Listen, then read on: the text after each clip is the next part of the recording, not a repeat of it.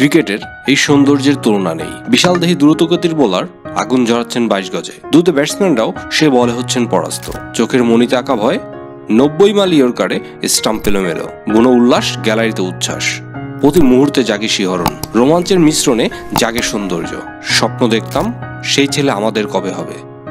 একটা সময় ছিল যখন রুবেল কিংবা শাহাদাতের ১৪০ কিলোমিটার বল দেখে টাইগার ভক্তরা চোখ জুড়াতো, আক্ষেপ করত আমাদের দেশে সেই বোলার কবে হবে যার গতির কাছে পরাস্ত হবে প্রতিপক্ষের বাঘা বাঘা ব্যাটসম্যান। দেশ বিদেশের সব অ্যানালিস্টরা করবেন নানা পজিটিভ মন্তব্য।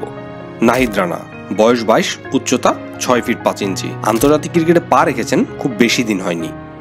জাত চিনিয়েছেন নিজের, প্রমাণ রেখেছেন নিজের সামর্থ্যের। ২২ মার্চ ২০২৪ শ্রীলঙ্কার বিরুদ্ধে অভিষেক হয় নাহিদ রানার। অভিষেক সিরিজেই নাহিদ রানা ৭৩% বল করেন ১৪০ কিলোমিটার গতিতে। নিজের প্রথম টেস্টের ২ ইনিংসে সংগ্রহ করেন ৫ উইকেট। অভিষেকের পর থেকেই ২২ গজে আগুন ঝরাচ্ছেন নাহিদ। এরপর মূলত পাকিস্তান সিরিজে স্পটলাইটে আসেন নাহিদ রানা।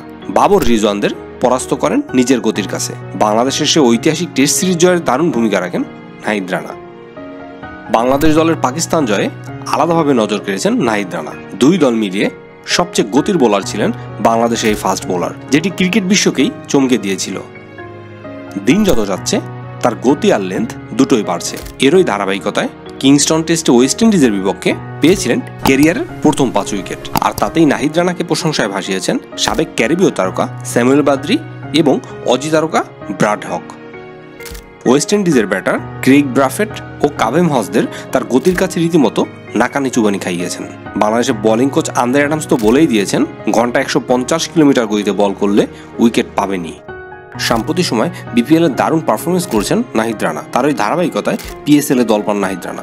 গোল্ডেন ক্যাটাগরি থেকে দল পেয়েছেন এই পেসার, যেখানে তার পারিশ্রমিক $৫০,০০০, যা বাংলা টাকায় প্রায় ৬০ লাখ। বাংলাদেশ ক্রিকেট বোর্ডের কাছে বিনীত অনুরোধ, নাহিদকে দেখে রাখুন। এই আগুন জ্বলুক আদিম উন্মাদনায় মাতি আমরা। নাহিদ রানার জন্য অনেক অনেক শুভকামনা। আমাদের এই নতুন ইউটিউব চ্যানেলটিকে সাবস্ক্রাইব করতে ভুলবেন না। আহমেদ আমান, দ্য ক্রিক টাইমস।